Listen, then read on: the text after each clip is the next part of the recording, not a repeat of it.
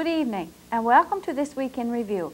Tonight's stories include local NATE workers forced back to work, war monument has been erected, and we spoke to Greg Illier with the BDDB. These stories plus community events, the BBS Playbill, Off the Rack, and more coming up after this. This is the place where the dawn breaks earliest, the new year comes soonest, where the Atlantic first meets the New World, the oldest city in North America, the far east of the Western world. Imagine that. All lab and X-ray technicians return to work as of Thursday of this week. On Thursday, October the 26th, the local lab and X-ray technicians joined the rest of their co-workers in a province-wide wildcat strike. This decision was made by the NATE membership after Health Minister Roger Grimes cancelled the meeting to discuss the concerns the lab and X-ray technicians were having with the reclassification of positions. On the same day as the walkout, shop steward for the lab and X-ray technicians at the Calder Healthcare Centre, Jeff Quilty, was served with a court injunction ordering them back to work. On Friday morning, October 27th, the local workers went back to work. However, that afternoon they were back out on the picket line again. Because this was an illegal strike, there was little or no communications or support with the other union members. Mr. Quilty informed us that over the weekend he had to make a personal decision as to whether to continue to stay out on an illegal strike and face charges or to go back to work. On Monday, the lab and X-ray technicians returned to work at the Calder Healthcare Centre.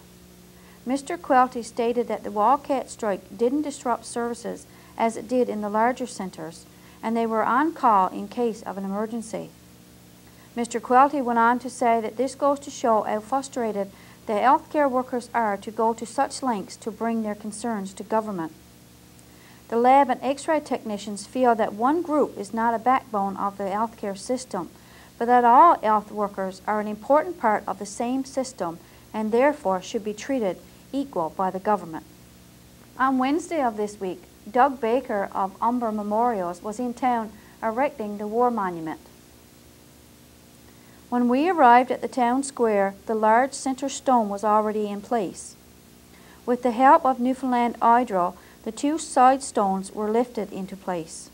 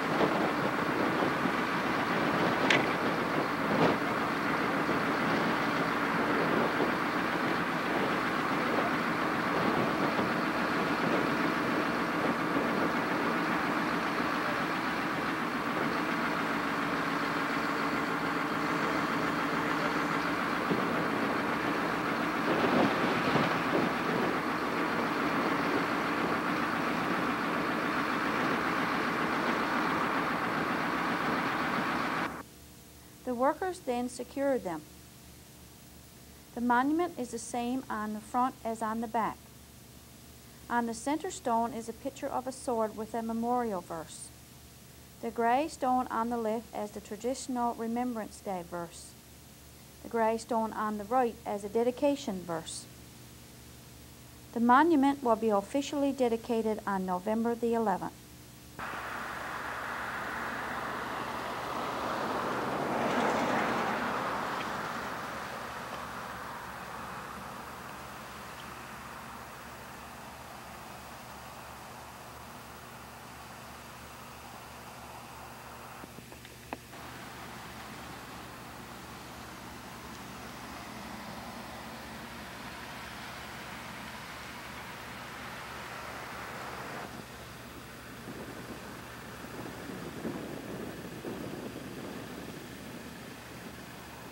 On Thursday of this week, we spoke to Greg Illiard, the BDDB officer. We have with us in our studio today Greg Illiard, our BDDB officer. Welcome, Greg. Thank you. Well, we got a number of things to cover. Shall we start with the clan management team meeting? Yeah, I'd just like to, I guess, to update the residents of Burgeo that on the 30th of October we have a meeting scheduled with all of our various different funding agency partners as well as representatives of IFD to meet in Stephenville to discuss this whole initiative.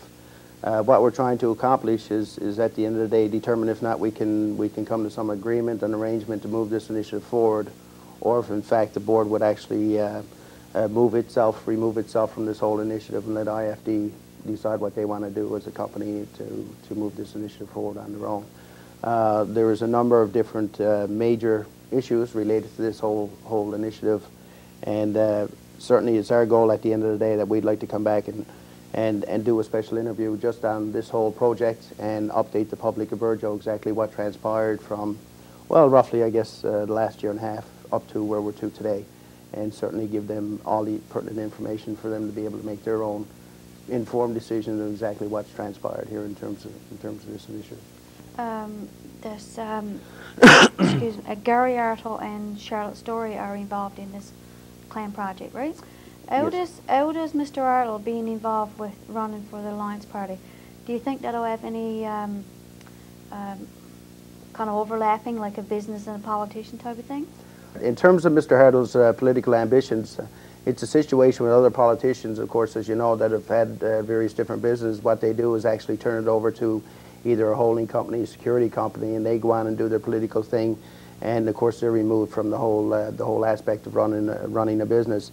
So I don't think that would affect things one way or the other. I would say that Charlotte would probably take over then and run the whole operation on her own, with he having you know, total hands off in terms of that operation.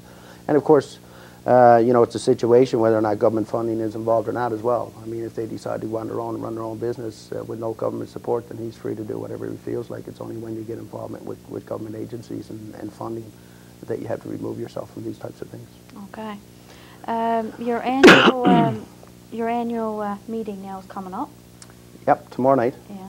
Okay. So. And you know, we're hoping to have a full slate of people available. As I mentioned at our last meeting, we have 4 vacancies actually, because council had the 5th vacancy on the board this year, and then they've reappointed Councillor Cyril Warren to that position. So we have four positions up this year. As I mentioned before, the Honourable Kelvin Parsons will be our guest speaker for the event, and certainly I think it'll be a great opportunity for people to actually get a really good idea and handle on the activities that the BDDB has undertaken in the past year. There will be a full overview of the progress that we've made to date, or tried to make to date in the last 12 months, and I think it really would give the general public a really good snapshot of all the different things we're involved in. And of course, when I get on the BBS, obviously there's only so many things we can cover at a time, and we are involved in a lot of other things in the community that we hope benefit everybody at the end of the day. Okay. Your short-term projects, I know you got one underway now, brush cutting.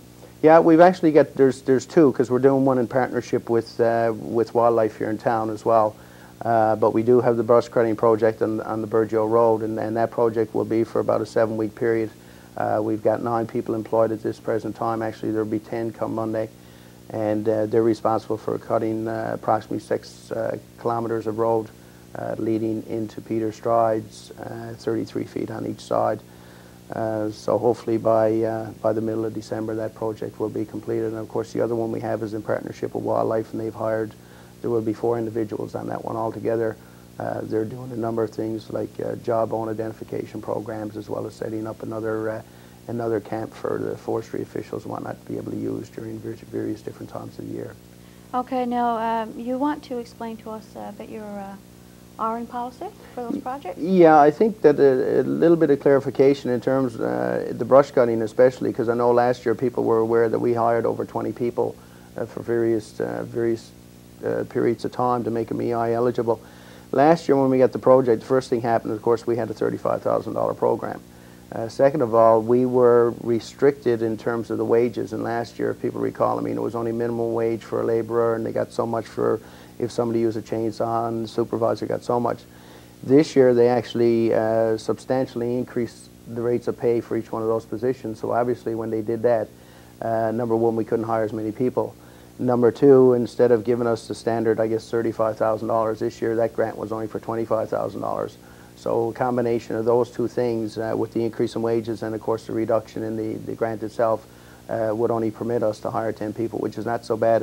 And we really feel good in a sense because at least the people that are up there now are actually getting a half-decent wage for the work that they're providing as opposed to the minimum wage last year, which the only benefit was, let's face it, last year is that they qualified for EI benefits, and then the following year they'd only need 420 hours again to be eligible versus 9-10 if they were out of the workforce for a 2-year period. Okay. So, you know, there was certain benefits to it, but we felt that that certainly through that program, you know, we wanted to push to get the wage increase for the individuals that would benefit on the program, and that's all we can do.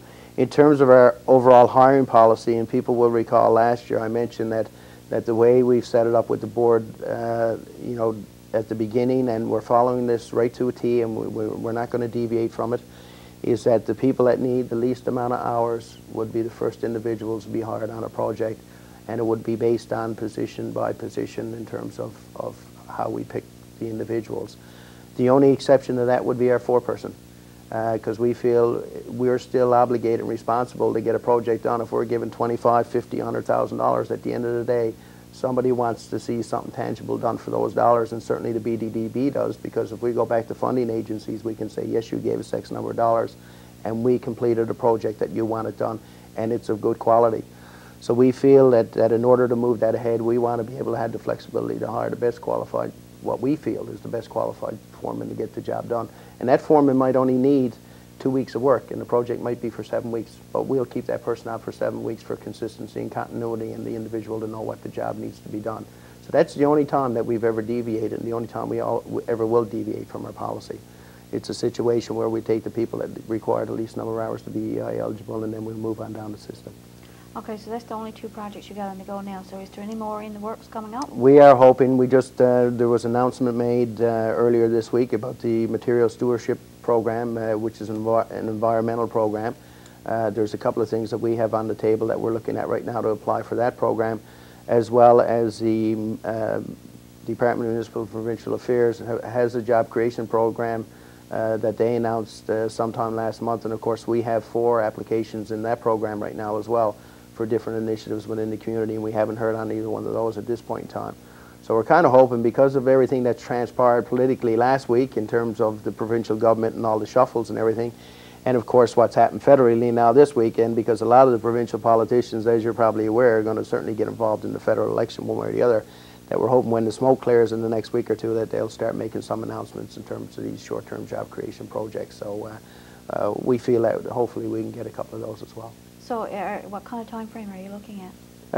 Well, we're talking, this is what, the last of October, so I mean hopefully by the middle of November, because, and as people are aware, you know, we move fairly fast. We once we get word that we've got projects approved, then we start getting the postings out and trying to get these projects on the go as quick as we can. On your last interview too, we spoke about the aquaculture. The sea urchin proposal was one of them. So have you got any more information on that? Yeah, we have. We've been working very diligently with our proponent and BSU to try and move this thing forward. We definitely came across a major stumbling block, and that stumbling block was trying to access a processing license here in Burgeo to do the primary processing. There's been dialogue with the Minister for Fisheries and Aquaculture, as well as with our MHA Calvin Parsons, as well as bureaucrats, if you want to call them that, representatives of DFA, you know, within that government department. And unfortunately, I have to say, at the end of the day, is that we've been informed through our member by John Efford that there will not be a transfer license, and he will not permit another processing license here in Burgeo. The only way to do anything at this point in time, or to open a window, from what we know, is to try and see if we can work something out with Falcon Seafoods in terms of accessing their facility. And as you're well aware, I think at the last time we did an interview, I'd mentioned that for whatever reasons, unfortunately, Falcon turned down the request. There's been a few wrinkles in that since then. I will say that our proponent has basically also said that they're not willing now to go into Falcon's building, even if it was offered to them, due to various different circumstances. So that leaves us in a very, very precarious situation. What do we do? I have been talking to our proponent, and right now, actually, they're considering taking a resource from here and trying to ship it to Bellon. And of course, I don't have to tell anybody that if you take 3,000 or 4,000 pounds of sea urchins raw material from here, that's pretty well equal to about 20 jobs for one day. Yeah. And who do you blame it on? It's easy to blame it on all kinds of people and all kinds of things, but I will say, and I remind people, you know, a year ago, John Efford did say, as Minister for DFA, that there be 30 less processing licenses within the province of Newfoundland and Labrador because he couldn't justify seeing those types of licenses. So knowing where the man comes from, you can understand it. What we were shooting for was a sea urchin only license. We didn't want a core license. We don't want a core license. If we could get permission to do sea urchins only here, we'd be more than happy. But he feels at the end of the day that it's just not going to be something that's going to be doable in this community. And to be quite frank, as the BDDB, we're not sure where to go from here. I know that our proponent originally approached us talking about a harvesting program. Once we got into that, we started talking about the potential of a processing. As we moved into various different avenues that looked more and more positive, the only negative was how to access a facility and a license to do the processing.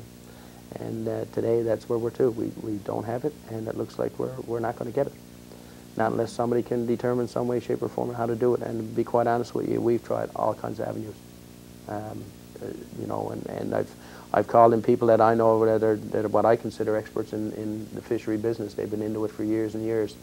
And they've even tried to dig out certain things for us, and there's at this point in time, it appears no way to do it. Unless the minister or somebody decides that they want to give the license, I think we're to where we're to right now, and that's where we're going to stay, unfortunately. So do you think any shake-up in the political scene? Someone was saying Mr. Efford may run for leader of the Liberal Party, and maybe that'll leave a door wide open. Is that a possibility? The unfortunate thing with that is that if Mr. Efford decides that as Minister for Fisheries and Aquaculture, he'll possibly and more than likely would step down as that minister, and then you'll have an acting minister, and we all know what happens in acting positions. People are only caretakers, and they're not about to make any types of decisions whatsoever until there's a new minister, a full-time minister, if you want, put in place. So that could be actually more detrimental. At least right now we know that Mr. Efford is in place. There's still, you know, the door is there for dialogue. Whether or not it's going to get us anywhere at the end of the day. But really, this whole situation right now, as far as I'm concerned, rests within the provincial government and on their shoulders. And I got to be quite frank with you. I mean, you know, I've heard enough people within the provincial government, both political and you know, employees that have said, "Boy, you know, the South Coast, we got to do something." But you know, to be quite frank, in some ways, I mean, every time you turn around and put something on the table and you bring something forward, there seems to be some way, shape, or form at the end of the day ways not to do it, as opposed to ways to do it. Maybe now that the election is on the go, maybe it's whether it's I know this one is a federal one, but I don't know if it would do any good to push it that way. Well, there's certainly people that are working in that avenue as well. And again, the only thing is that it is a provincial issue versus a federal issue, and the federal representative or would-be federal representatives might all say, "Well, boy, we're going to push for this," and that's fine, and they can. However, if it becomes a provincial jurisdiction, then I mean it's up to the provincial government to decide what to do. It's much like the fish plant itself. I mean, everybody knows that the biggest thing hanging over us now is looking for resource, and that's a federal issue. And we know that all the provincial politicians and senior bureaucrats and all that are all saying, yes, we're for this. There's been meetings in Ottawa, but unless the federal politicians decide at the end of the day to give it to you, the province could be as strongly behind as they want. So it's kind of catch-22. Yeah, it's a very frustrating situation to be into, to realize that, you know, there is the potential of having 20, probably more jobs, and we're not going to get them because of, you know, rules and regulations again. That's right, and that's what it boils down to, is policy. And of course, we all know how policy gets changed, and that's by public voice. We've taken this issue up with the zone board at their last meeting, and I feel that that's a major role of the long-range zone board, is to try and stir government policy in the direction that's going to benefit economic development within their zone. And I really think that this is a major issue that needs to be addressed. And you know, at the end of the day, and I can't blame the harvesters and the divers, the people that are working in this community, they're trying to make a living. And if they can go out and get the resource that we all know it's out there, it's there in black and white, it's on paper, and it's as a matter of fact, it's on videotape, it's there. So I can't blame those people for wanting to go out and make a living. And unfortunately, that resource has got to go up the road again, just like the groundfish. Anyway, it's just a sad situation. But anyway, on to a happier note. The greenhouse pilot. Yeah, it's working quite well. The company has terminated their plants, and when I say terminated their plants, they've actually stopped the growth. There is a whole bunch of fruit still on the vine, which will continue to grow and continue to ripen, and of course they're continuing to harvest and ship the product to market, which is very positive. By the end of November, roughly, the greenhouse operation for this year will be complete, and they've had their last harvest. Very, very pleased with the outcome. As a matter of fact, we had Mr. Rick Comerford from ACOA was here a couple of weeks ago with the Federation of Municipalities, and we had the opportunity to take him out to the greenhouse for an hour, and he was very pleased with what's transpiring. We're in the middle right now of doing a marketing study, which will lead to a full-blown business plan, and of course ultimately our goal is to try and have a pre-commercial venture started up in the spring of next year. So we're very pleased in how things have transpired so far to date. And it's growing pains. It's a small little operation, and we know there's things that can be tightened up and done better, but when you're talking about a pilot project, let's face it, at the beginning there was people who said you couldn't even grow tomatoes here, let alone grow them and then be able to sell them. So we've taken some major steps forward, and you know, with that whole initiative, and certainly again, as I mentioned before, our proponents certainly need to be commended for the efforts that they put into this whole thing right from the start. So it's been very positive, and over the course of the next couple of months, we're hoping to see some major things happening and some major announcements in terms of expansion and development of the greenhouse. So the greenhouse project is looking to move?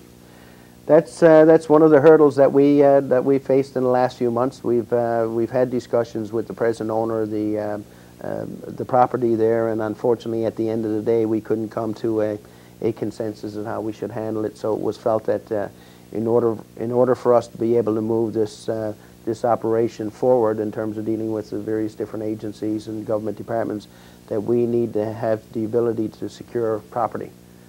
We couldn't look at expansion if we were in a situation where we had to lease land or be on land that's owned by somebody else. So what's happened in the last little while, our proponents have gone out and investigated a number of different sites within the community proper. We brought in our consultant that's been working with the company right from the start to evaluate some of the property, and right now we're in the process of actually applying through Crown Lands for a parcel of land that when the development expansion comes ahead, then we have that land secured to be able to move forward. Yeah, Mayor Ann alluded to it in his last council report.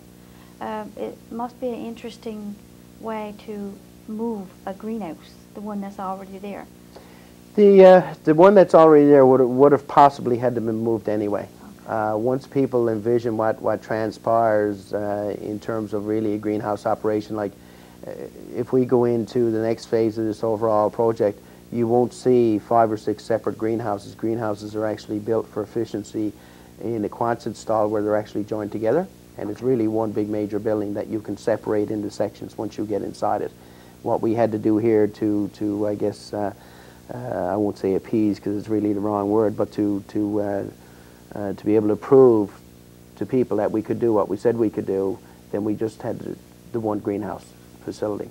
But once people really get a full picture of actually what's going to transpire here, that one greenhouse would have had to been relocated anyway. Okay. In favor of what we're looking at in terms of bigger expansion. So it's not an overall negative at the end of the day, and we would sooner certainly have it happen to us now than be a year and a half down the road, and all of a sudden we got to up and really move a major piece of infrastructure. So I guess it's better off that this thing transpired at this point in time. Okay. Our community incentives, and that's the BBS ICT project. Yep, we've, as I mentioned at the last meeting, that letter of intent was approved through OCOA to try and move this initiative forward. Since that time, there's been an implementation committee put in place, and Dr. Barb Berder is actually the chairperson of that, and we have representatives from the BBS, obviously, who's the main proponent of this. The BDDB is a partner in the initiative, as well as the school district and the local schools. So we've had a number of meetings to basically start the framework in terms of trying to work with the different agencies that are going to be involved in this. And in the last little while, we actually had meetings in St. John's with the Department of Education, because if people aren't aware, part of this overall initiative is actually to build a new studio and BBS facility within the new all-grade school. So obviously we had some concerns. We met with the Deputy Minister for Education, as well as other representatives from different agencies, and the consultant who's involved in designing the new school facility. And I must say, at the end of the day, the meetings were very, very positive. Dr. Barter, there was a steering committee formed, of which our chairperson, Dr. Barter, will sit on, and they've had one meeting already in terms of the overall picture, because the concern that we had is that if the BBS facility was just an add-on to existing the all-grade school, then it would be of no benefit to anybody else, and it would have been better to recommend to the BBS Board of Directors that we just expand the present facility located here, of course. And but at the end of the day, we were very pleased with the reception we got. We were very pleased with the understanding that the partners around the table had of what we're trying to accomplish in this whole initiative. And I think right now we're going to move that part of it forward. Our biggest challenge right now is the project itself is approximately $1.2 million, of which we've secured funding for about $1,050,000. So we're short of about $150,000, of which we're in negotiations with one agency right now.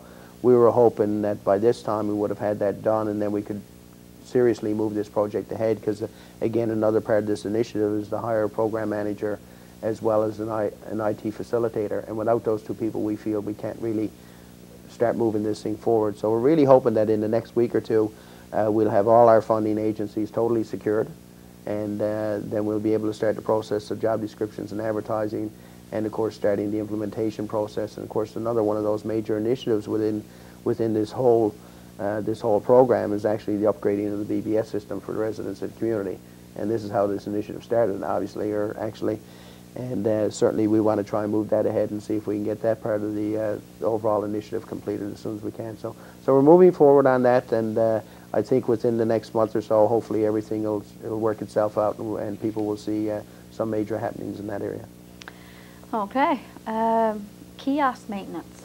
Yeah, it's excuse me. It came to our attention about a month ago. We had a number of individuals that travel regularly up and down the Burgeo Highway that the kiosk was getting in a major state. I won't say of disrepair, but certainly garbage. And there is a lot of people out that stop, that use that facility. Obviously, it's a rest stop. And unfortunately, there's nowhere for garbage to go. And of course, if people recall, the BDDB, through another project, actually put a couple of garbage cans up there, as well as a couple of picnic tables. And before anybody had a chance to turn around and drive back down the road, we would all say that they were gone. So we know we got a problem, you know, with the sightliness of the facility. During the summer, we did provide maintenance, and that on a bi-weekly basis. We had youth in the community went up to the kiosk and did the grass cutting and cleanup and that kind of stuff. But this time of year, obviously, it's very difficult to do it.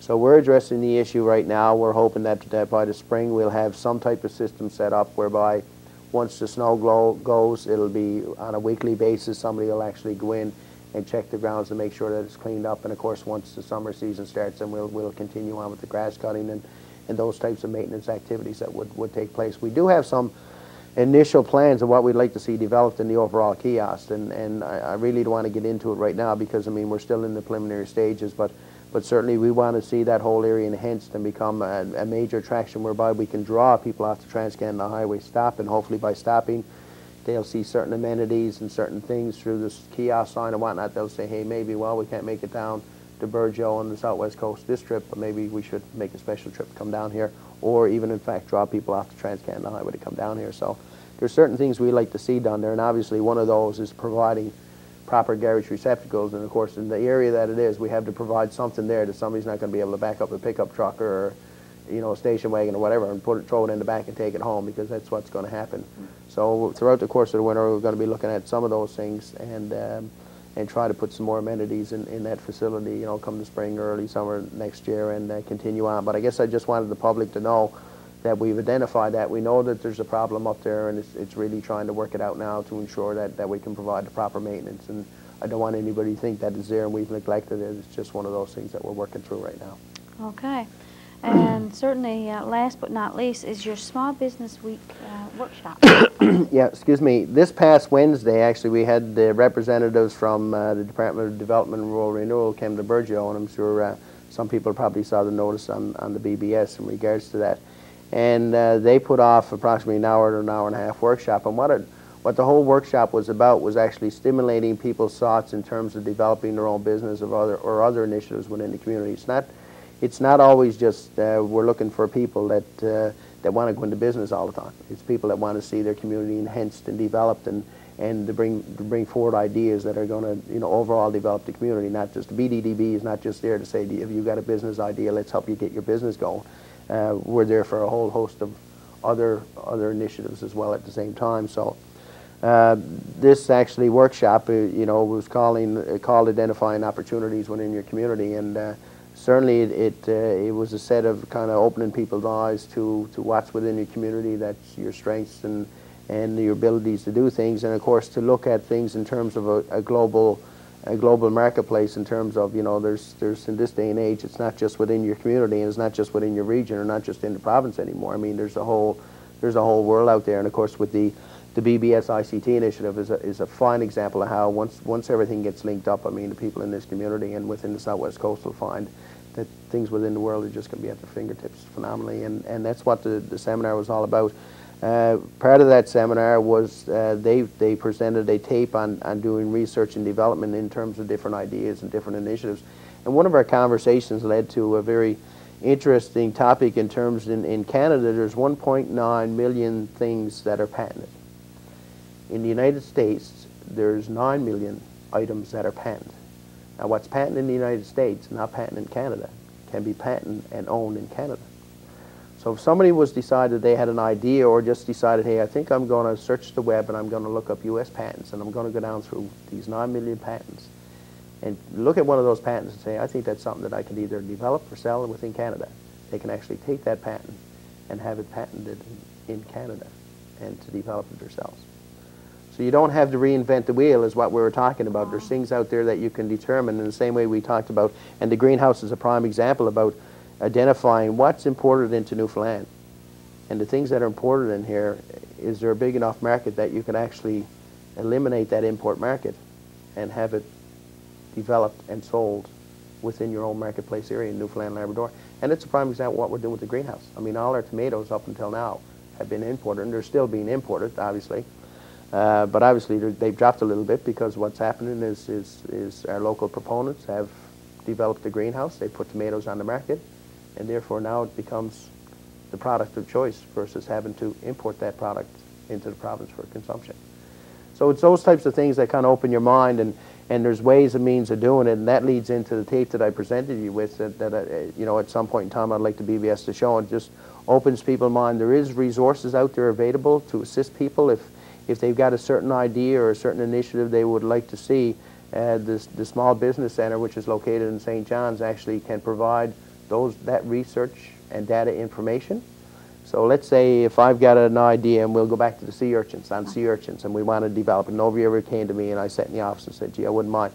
I could phone up the Small Business Research Center in St. John's and say, I'd like to have all your information on sea urchin development in Newfoundland, Labrador.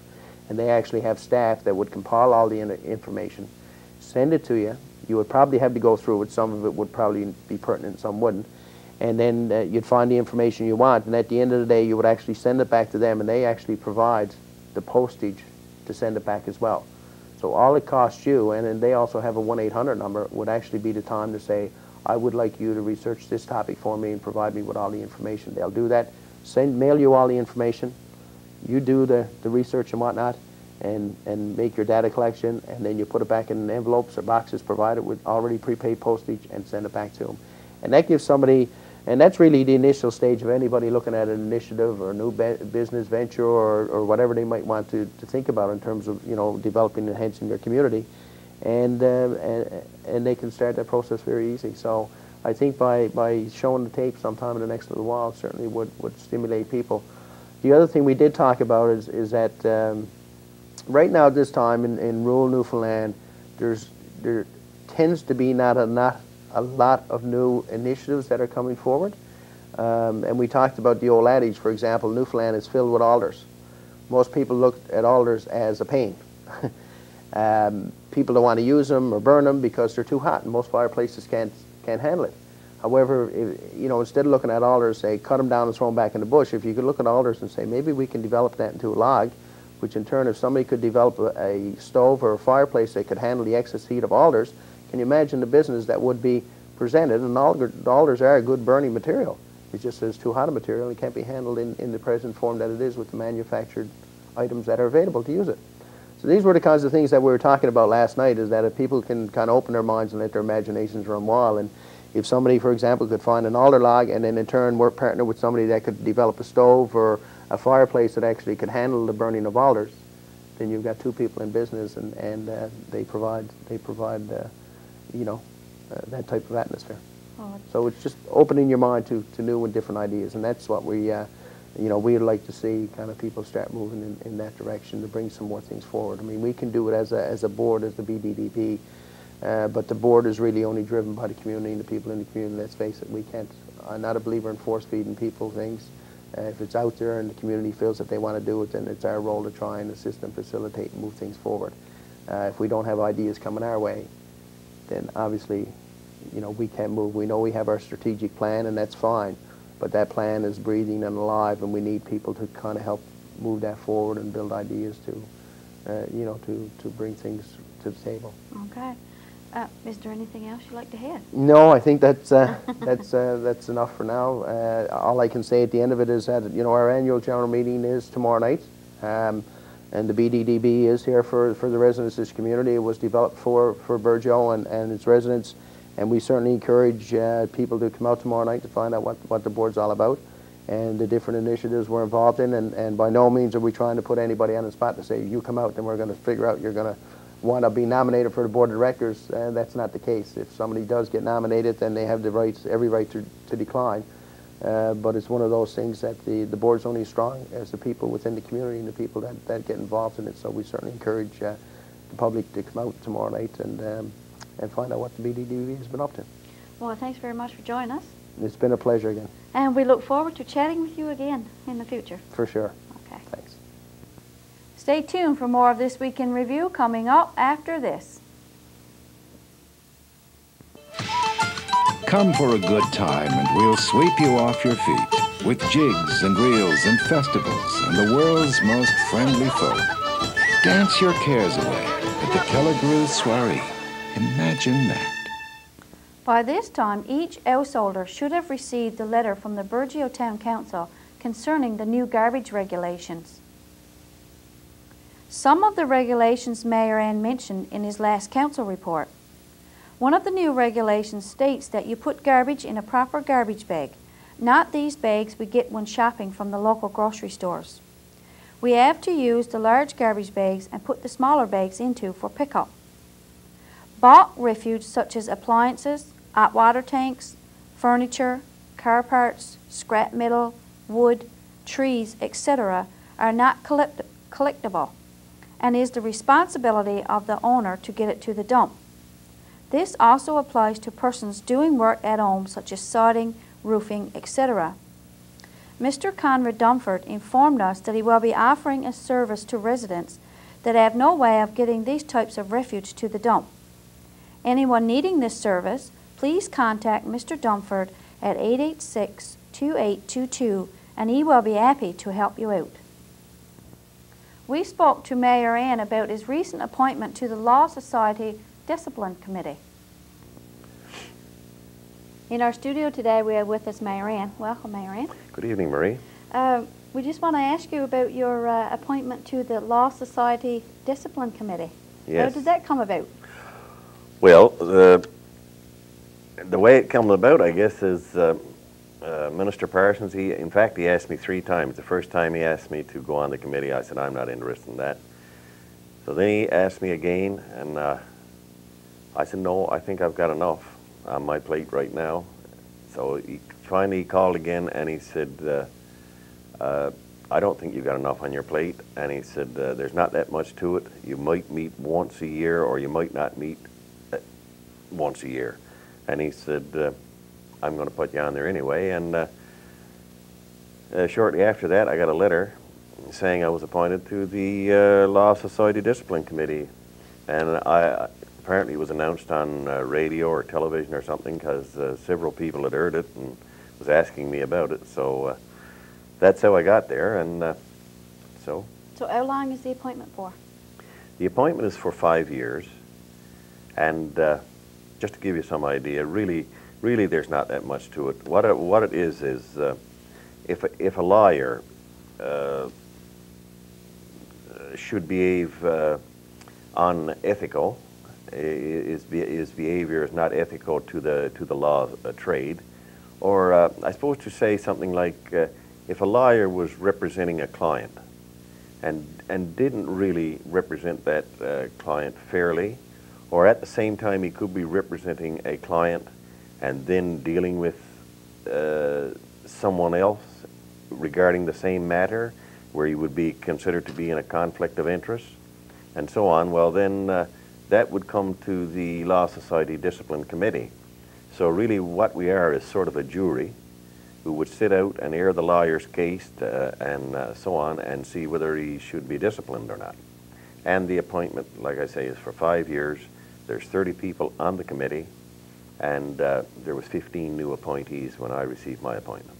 So it's not like you got to meet every month or every second month, or it's just on a need-to basis? It's on a need-to basis. If the lawyers behave themselves for the 5 years, then I'll be there and off before I've ever met.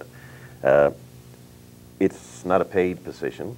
No doubt now, if I had to go to St. John's or Corner Brook or wherever the committee was meeting, that my travel would be paid and my travel expenses, and I think there is a per diem pay while you're sitting. And to be quite honest with you, I haven't even asked what the per diem is, whether it's 100 or 50 or what, you know. So it's no big deal, but it's just one more thing. Well, congratulations on the appointment, but it does sound very impressive, whether you think it is not. It's just that one of our own has been appointed to the Law Society Discipline Committee. Like, it sounds very impressive, so congratulations. Well, thank you very much. On Friday of this week, we attended a public meeting at the community center concerning the fish plant. Good evening, ladies and gentlemen. I guess in order to get the mic set up for Ron, I better start the meeting. First, I'd like to welcome you all here this evening. I wish that we had something really concrete and some good news for you. But news is news, whether it's good or bad or in between. For some time now, in fact, within the last couple of months, especially at the council meeting, there have been things tossed back and forth as far as a public meeting, what's happening with the fish plant, is the union blamed that our plant is closed, and I've dealt with this issue and tossed it back and forth, and said that I wouldn't go there, and I didn't go there, and I didn't have any intention then, and I didn't have any intention now. But I did promise one thing, that I would set up a meeting with the Falcon Seafoods, and that question will be put Joe Blunt to them. No A's, ifs, buts, or no confusion, no nothing.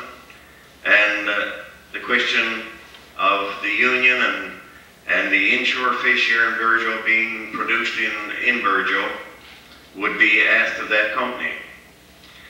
So after phoning and writing a letter and so on, I finally did get the meeting with Falcon Seafoods, and on Monday October 24th, George Reed and myself went to Corner Brook, and I must say the company was well represented. They didn't just send one of their employees or just one representative. From the Barry group, we had Bill Barry and Mer Bungie in attendance. From the Quinlan group, we had Pat Quinlan, Derek Philpott, and Robin Quinlan.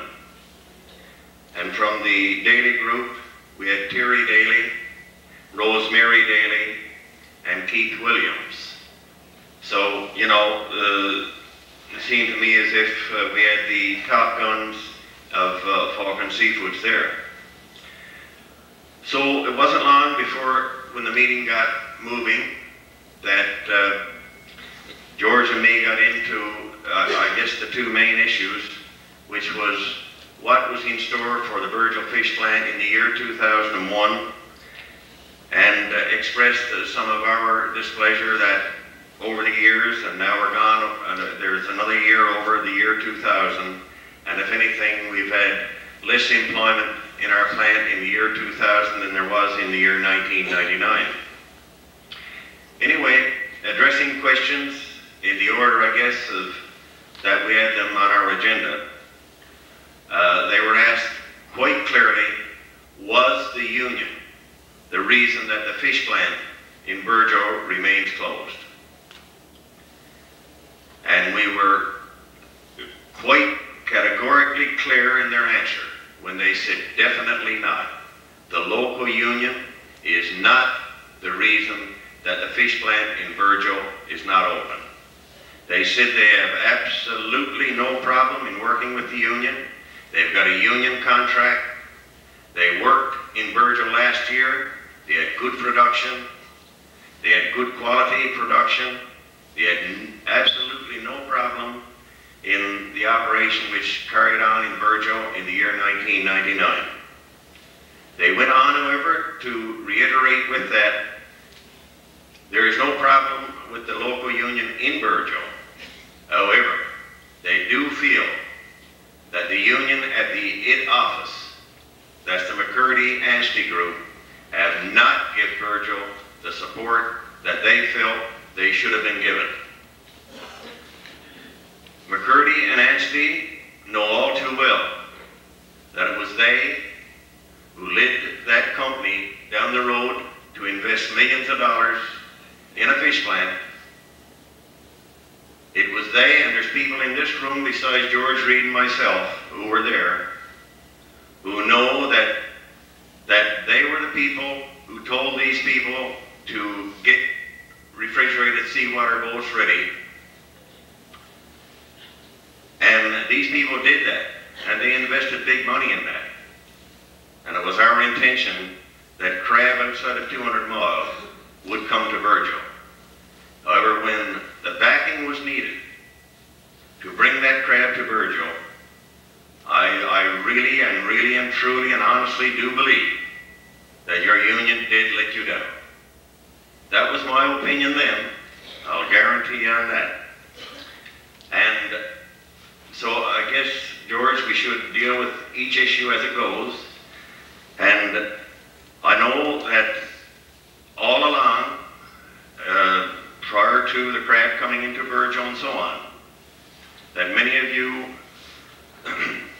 realize that I used to say that Ridge Anstey was with us the old way. And I don't think anybody was any more disappointed than myself when it struck me, full in the face, that the union wasn't back in Burjo. And I really and truly do mean that, because you people saw me over the time that I've been in this, the time I got on television, that I always gave them, because I thought they were for us. But it was in May, I guess, that the realization came to me. It wasn't really in May, it was in January of the year 2000, when we went into St. John's, and we knew then that we didn't have them on site. They paid us lip service. That's exactly what they paid us.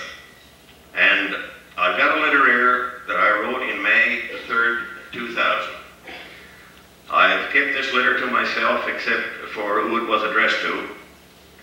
However, I am going to read it tonight and let you people take it from there, because then you will understand the the disgust that I had when I wrote this letter. And this letter was addressed to Mr. Ridge Anstey. It was dated May the 3rd, 2000. I said, "Dear Mr. Anstey, I feel I must write and give my assessment on what has transpired over the past 18 months. Maybe after reading this, you will come to the conclusion that I am paranoid, cynical, or both.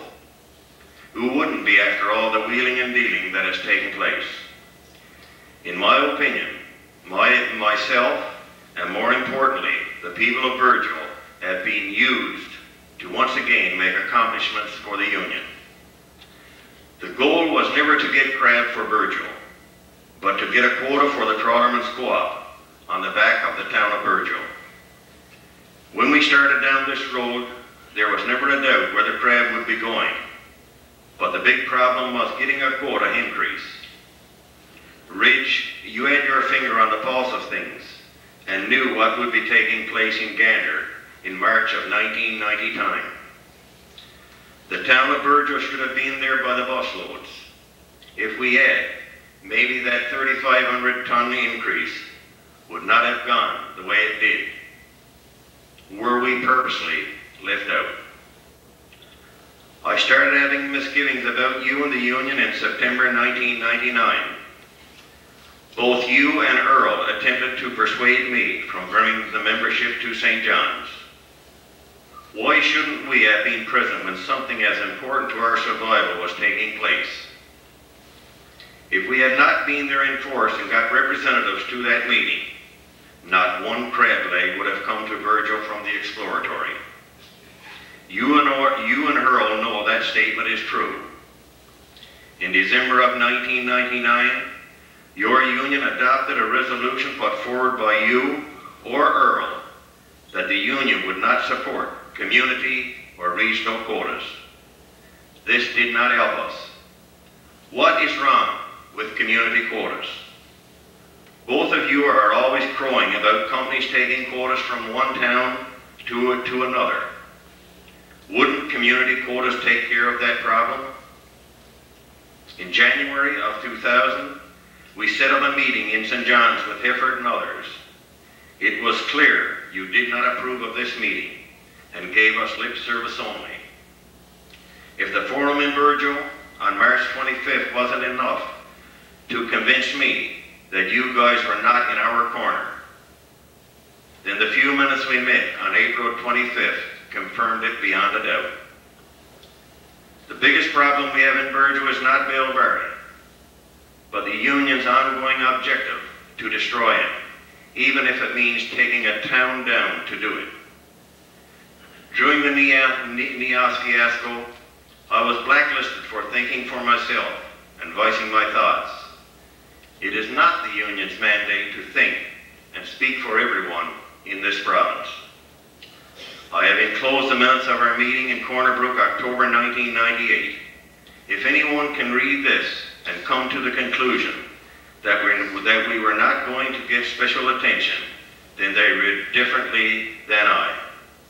I have other quotations which show that the company was led to gear up the plant and get the RSW boats ready. There was a bumper sticker in 1971 that stated, "It started in Virgil." Maybe there will have to be a sequel. It started in Virgil, and it finished Virgil. That, ladies and gentlemen, was the way I felt. Very disgusted, because after working with these people,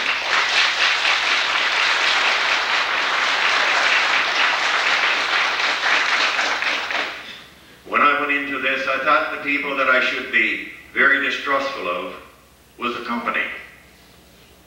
And I really felt bad to know that the leaders of that union would take this town and the people who were trying to do something for it down.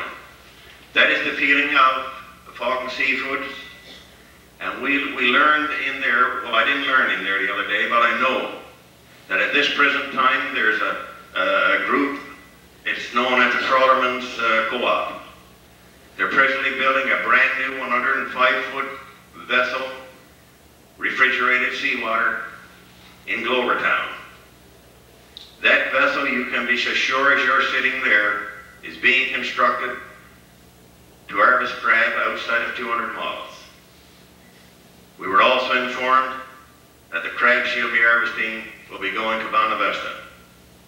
Now, this is a co-op that was formed to help displaced trawlermen and displaced trawler towns as a result of the moratorium.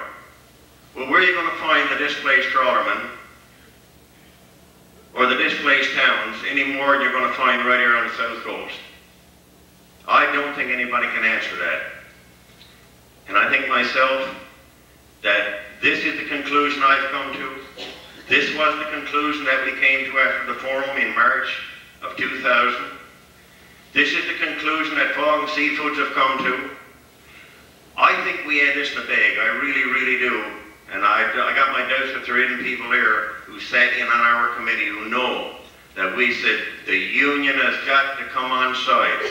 Not your local union, but the FFAW has got to support this town, support it in writing, right to Ottawa, and we'll get this crab. They didn't come on side, I guarantee you. I've told you people this before, the time that you all went into St. John's, that there wouldn't have been one crab leg come here. I got it on good authority that the harvesters took a kicking from Earl McCurdy because they caved into us that day and agreed to bring it in here. You were all very much aware that they didn't want you to come into St. John's then. So that's when we started to get the feeling that somebody was pulling on the oars in the opposite direction that we were. The company is of that opinion, and just to reiterate it and to bring on one more, which is the government.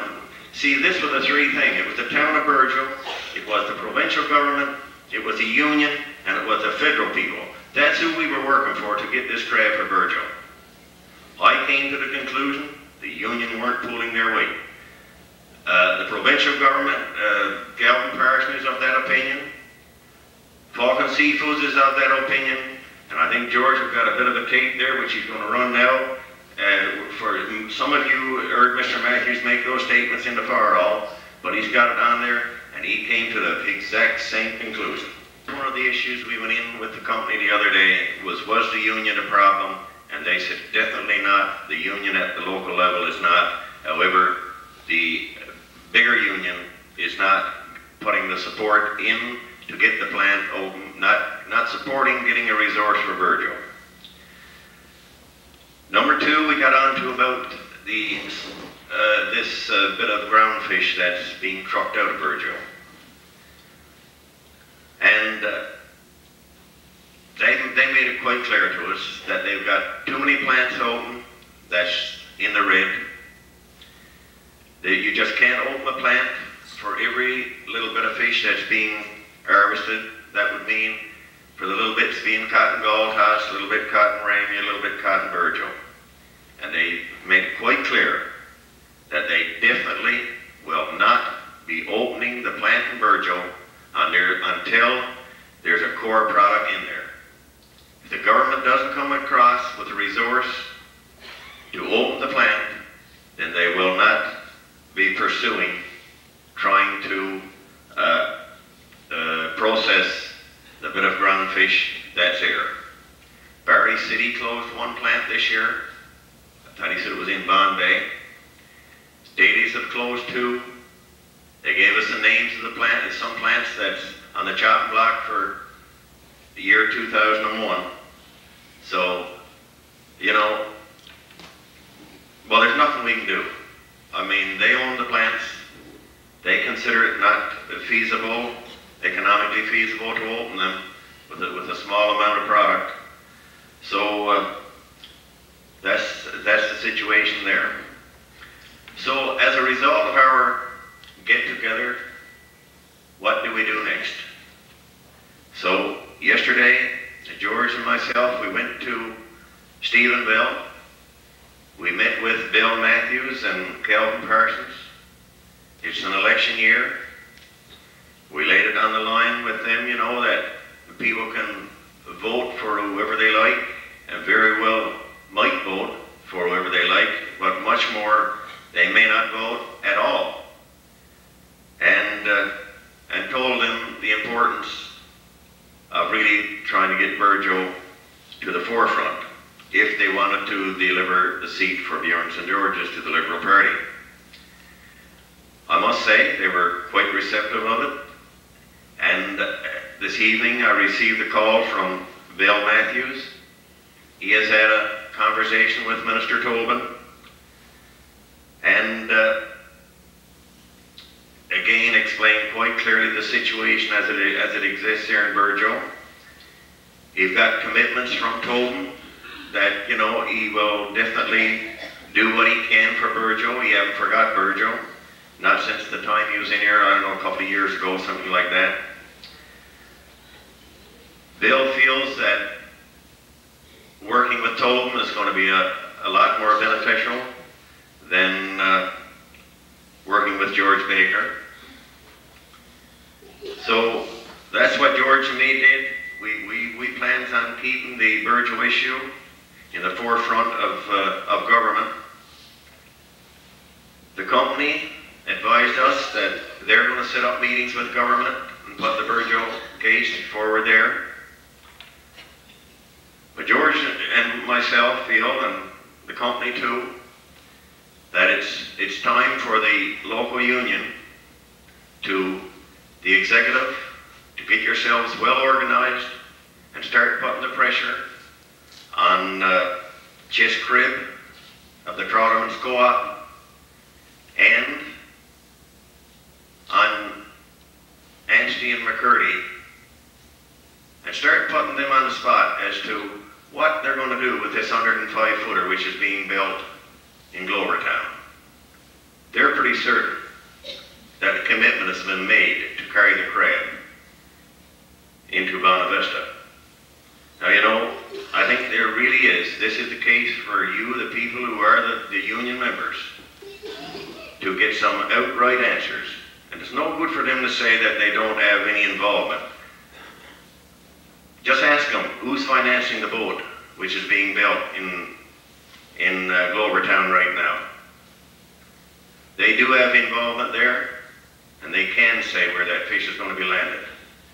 And I don't think that Bonavista and Fisher Products International should be given more credit when you sit here with absolutely none. And that's what I'm going to say for the present time. I imagine I forgot a few things, and anyway, I'm going to ask George to probably fill in the things that he thought about I should have said and I didn't say. Thanks, Alistair. Well, basically what Alistair has said is how I heard it too. The fact that we got no crab here in Burjo has got nothing to do with the amount of crab that's out here. There's a lot of crab out there. It's got nothing to do with the decrease we had last year. Even though it was a decrease, everybody heard there was one, but there's nothing to do with that. It had to do with politics. And when I say politics, I don't just mean the provincial federal politics, but I mean the politics in the head union. These, your top guys in your Elmer Curdy and Rich Anstey, these guys succumb to pressure like politicians succumb to pressure. And the pressure that came to bear on these guys in Gander from the East Coast processors and harvesters, and of course the union membership in that area is much more than what they get from this area. And they also come to, of course, where they're getting most pressure. Now, having said that, because we put a lot of time into this, and it really hurts me just to sit up here and know that all you people came out here probably hoping for something, well, something more encouraging than we're going to have, we've said to you. And you're just sitting there waiting for somebody or something to open this plant. But I feel it's, the way it is going to be done is going to have to be done by the union membership for sure. You're going to have to get yourself together as your executive is going to have to get together, and you're going to have to go after your top people. Don't go fighting among yourselves. Bellberry said, and the other two guys said, this is not a local union problem. They got no trouble working with this, so don't go killing each other and saying and jumping on each other saying we got to decertify our union and this kind of thing. That don't seem to be the problem. So put that thing one side and work together 100%. You got to get yourself a strong executive, and they're in this room. There's no doubt about it. There's lots of you people in this room who can head up a committee to go and see your top fellows in the union. Now, what you're going to do, what strategy you're going to have to do, that's up to you for people to plan it. But somebody has to know that you're not going to just sit by and let the politics of unionism and political and federally to destroy this town. Barry said, and the other guy said, so it's not only Barry, this Falcon Seafood, as you know, is made up of 3 businessmen. And it seems to me, sitting around that table, that the 3 of them have equal to say, because in fact, I think Daley probably said the most. You know, he was the strongest talker here. So you can't blame Bill Barry for this plant not opening. There's 3 of them. And they said they will not bring fish from any other town to open up this one. Now, you've heard there's towns on the island working 24 hours a day, and that might be the case. But like all businessmen, of course, they're looking at the bottom line.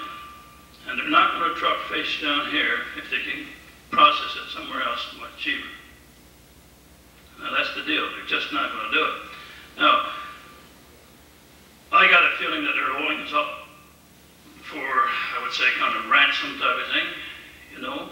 I mean, I'm sure they could bring fish in if they wanted to, take a loss on it, but they're not going to do it because if they can keep us closed, then that's more pressure to get a quota for Virgil. I got no doubt that that's probably part was in their minds besides. But having said that, there's no way we can pressure them to bring any fish into this plant. Absolutely none.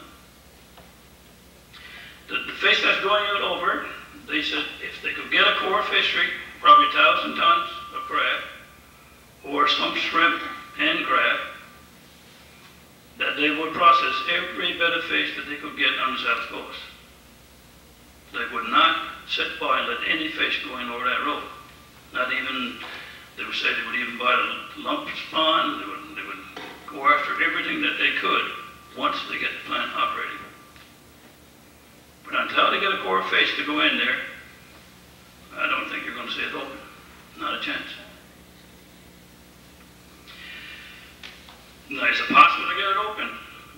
I think it is. I think it is. I mean, sweep of the pen, the politicians can do it. And of course, with pressure from Earl McCurdy and Ray Chancellor, the union can force the politicians to do it. Now, they'll tell you they can't, that they haven't got that much power, but don't you believe that? They're the strongest organization probably today in Newfoundland. Definitely the strongest organization in the fishery. They can pretty near tell the federal people where to put that fish. Fish have went all over this province to various organizations. Quotas have been given out to towns. We're not the first town to ask for a quota. Daley had a list there of about 12 different quotas that were given out last year to different places in the Atlantic region. So for us to ask for one for Virgil, there's no big deal. The only thing that's missing is, of course, pressure and the willingness for the people who are in power to do it to come on side.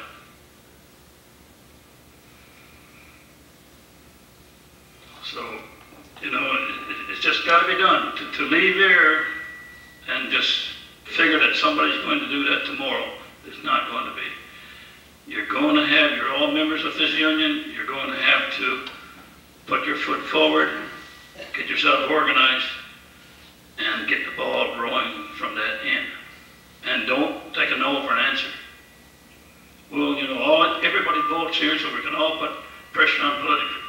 You can all talk to Bill Matthews, drive it home that your vote depends on whether or not he's got a promise to get this crab and Virgil or some other core resource. Now they did toss about the possibility of some shrimp. I think next year the shrimp is probably going to be increased like 20% quota. You've probably heard about that already. And they're looking for some of that. But it looks like a combination of one, shrimp and crab would do the job. But definitely crab. And you definitely got to go after it. There's no two ways about it. If you go home tonight and say, that's it, we're not going to get ourselves together and kick ourselves behind and move on this, then I got a feeling this, the plant, you won't see it open anymore.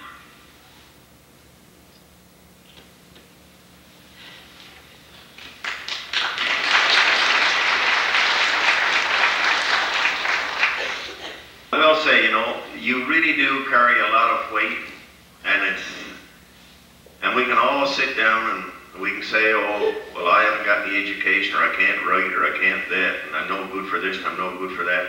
You know, you never believe what you're good for until you get out and try. And every one of you there can do something, I guarantee on that, as far as trying to reactivate the plant. You know, last year we started to get the ball rolling in January because we didn't want to be too late. So if we can start getting it rolling this year in November, I think that would be a good thing. And by all means, we'll certainly be here for you. I've been informed that Mr. Tobin will be definitely contacting me within the next few days. So like I say, I'm definitely going to be trying to keep the heat on the Ottawa Circle, and I'm pretty sure as the more one party starts going down in the polls, you know, they dropped a few points this morning, and they want to get more members. You can be sure that that's when the Bjorns and Georgia seat becomes more important than ever. So, you know, you got to the 27th of November to get things moving, and if you need things written and you got your thoughts, anything that I can assist you in, I will. And, well, we were in there, the company also informed us that if there's expenses, travel, one thing and the other, I think they'll stand good for you. As far as if you need to get to St. John's or somewhere like that. Or that's the impression I got. I think probably, you know, most of you probably think that leadership is not in this room to do that job. It is. Sitting back here now with you people, you all got your opinions, criticisms and otherwise, and you all got ideas of what's taking place with this plant, why it's not open, and so on and so forth.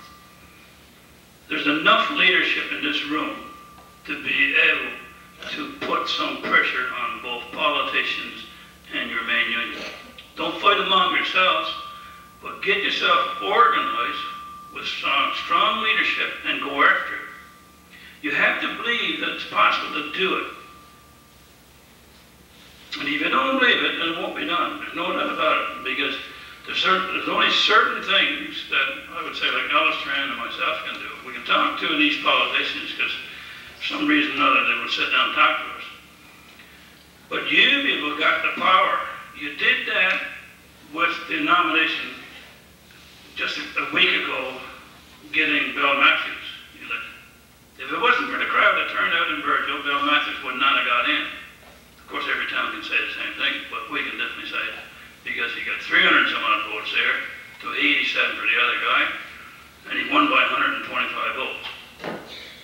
So you can make a difference. You can make a difference with the provincial and federal politics, and you can make a difference with the union politics. Don't think for a minute that there's not politics going on in that union. There's more politics going on in that union than going on in the criminal. There's no doubt about it. There's power going on there, and they listen to people who can put pressure on them. When they were in Gander last year and the year before last, when these quotas were coming down, they succumbed to the pressure that was put on by the people on the East Coast.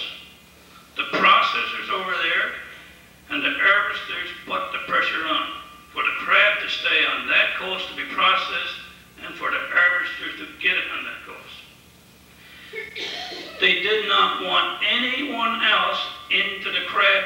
industry to catch crab. That's why the refrigerated seawater boats weren't allowed to go out and harvest the crab. Now that came from, not from the union initially, because as you people, some of you sitting back here within these meetings, it was Rich Yancey's idea that the harvesters of Virgil, which was Bill Barry and his Squawking group, they should get refrigerated seawater boats. And these guys went and outfitted 2 or 3 boats to do this job. But when they went to gander, the harvesters there put enough pressure on them that they changed their mind. And that's why these boats were never ever used. Their message to their union, their top guys, which are Rich Yancey and Elmer Curdy, is do not allow anyone else into this crab harvesting. So you tell me pressure won't work? Now, what kind of pressure you people can put on, I don't know, you're all members of it, what kind of pressure you can put on, it's got to come from you.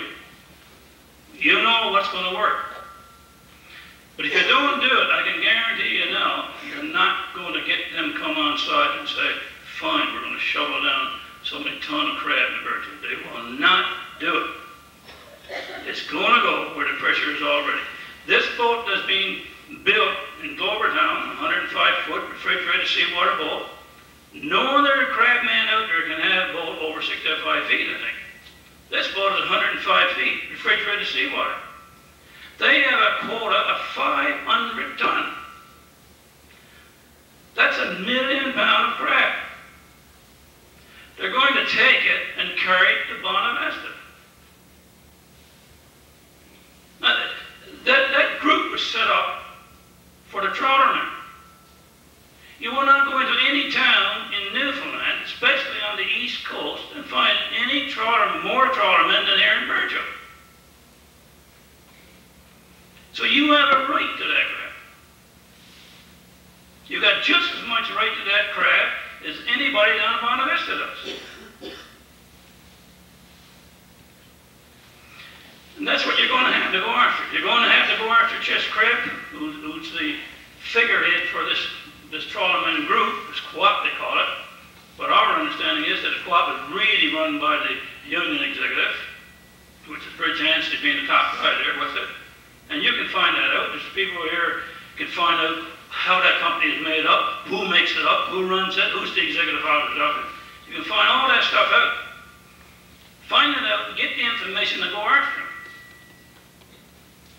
Now, 500 ton of crab is a million pounds, and I think they only want, I think the bottom line is if they could get 1,000 ton of crab, they would open this plant.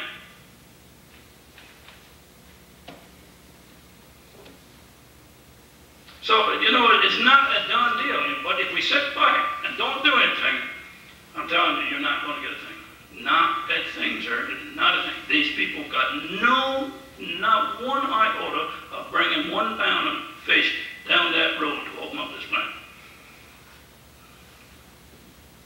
And we can cry all we want to, but they're not going to do it. Stay with us for Off the Rack, the community events, and the BBS Playbill, all after this. Off the Rack. This week, as we scanned our tape rack, we came across some other students giving their version of the Halloween safety tips. How many of these students do you recognize?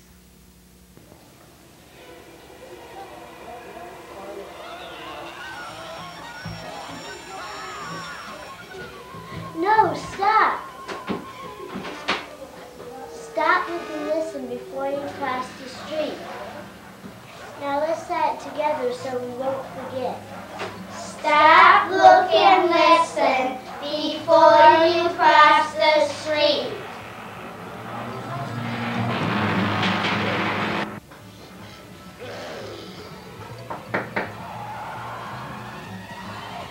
Go only to homes of people you know and trust.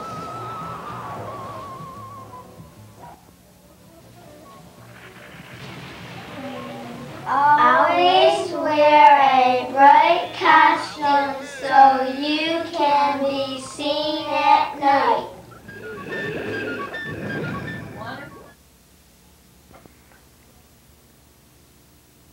Good evening and welcome to the community event segment of tonight's broadcast. I'm Jennifer Marks. The winner of the Gaudy Movement TV Bingo on Wednesday, October 25th was Suzette Babbitt. Congratulations, Suzette. The Burgeo Lions will sponsor the next TV Bingo on Wednesday, November 1st at 7 p.m. Cards are $1 each or 6 for $5 and are available from any member of the Burgeo Lions or are in most stores around town. Please support the Burgeo Lions Club and you could win $300 just in time for Christmas. The annual general meeting of the BDDB will be held on Monday, October 30th at 7 p.m. at the Community Center. The Honorable Kelvin Parsons will be the guest speaker. The BDDB extends an open invitation to the residents of Burgeo. The Brunettes are planning to have a flea market on Sunday, December 3rd. Tables cost $5. If you're interested in booking a table or would like more information, please contact Laura Han at 886-2974 or Debbie Billard at 886-2839. Health and Community Services Western is inviting applications for the volunteer position of community representative on its ethics committee. Ideal candidates will be a consumer of Health and Community Services Western and will be familiar with a variety of health, social services, and related issues. Be available to participate in regular monthly meetings during normal business hours in Corner Brook. Travel expenses will be compensated in accordance with government guidelines. Please forward your letter of interest by November 19th to the Ethics Committee, care of Community Services Western, P.O. Box 1270, Deer Lake, Newfoundland, AOK 2EO. Do you know how to use the job kiosk at your local Outreach Employment Services office? If not, would you like to learn? The Outreach staff will be demonstrating how to use the job kiosk over the next few weeks. If interested, call 886-3389 and you will be included in the next demonstration. The LOBA has their annual Christmas craft and bake sale scheduled for Thursday, November 30th. They will have more details at a later date. The United Church Project Committee will have their Wake-a-thon on Tuesday, October 31st in the United Church Hall. Beginning at 6 p.m., soup and sandwiches will be served for $2. Admissions cost 50 cents and a chance to win a Halloween cake door prize. Come along and bring a friend and help support the United Church Projects Committee. If your group or organization has an upcoming event planned, we will be happy to advertise it for you. Just call the PBS office by Wednesdays of each week to have items included in this portion of our broadcast. That concludes the community event segment of tonight's broadcast. See you next week. BBS Playbill. Join us on Monday for a video entitled The Role of Medication in Recovery from the Mental Health Counselor. Tune in on Tuesday for a rebroadcast of Pansy's Garden. Try your luck on Wednesday by playing Burgeo Lions TV Bingo. Following the bingo, we will have a video from the BDDB entitled Newfoundland and Labrador Business Service Network. Tune in on Thursday when we'll have a rebroadcast of entertainment from the Sand and Sea Festival with Miss Beaven. Join Pansy and the gang for 2 stories, a craft, and lots of fun on Saturday morning at 11 a.m. on Pansy's Garden. Next Sunday at 6:30 p.m. we'll have Religious Revelations from the United Church. And I'll be here again next week with This Week in Review. Please stay tuned now for entertainment from the Sand and Sea Festival with Miss Beaven. For This Week in Review, I'm Marie Rose. Good night and God bless.